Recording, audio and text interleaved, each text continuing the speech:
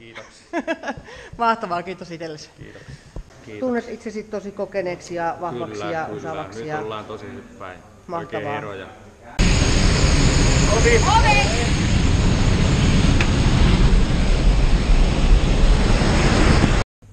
Oltimme aika pitkän siellä vihreän kanssa kiipemässä. Ja mulla meni aika pitkään siinä. Katsotaan on pohja, jos pohja menee hajoaa. Se, että pohja ei lentä mahalla, se onkin pohjan hajoaminen. Jos sä otat jostain ottaa, siihen ei saa painaa, sitä ei saa nostaa.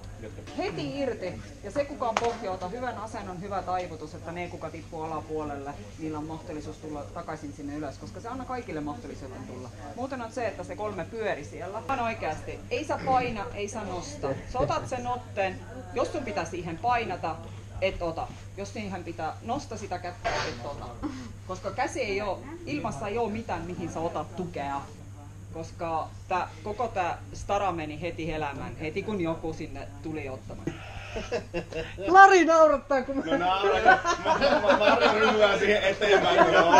Veto, jos sä oot jo kiinni ja siellä on veto on ulospäin tai sisäänpäin, siihen kanssa pystyy toimimaan. Mutta jos se veto tulee ylös tai joku painaa alas, kaiken huonointa on se, jos joku painaa alas.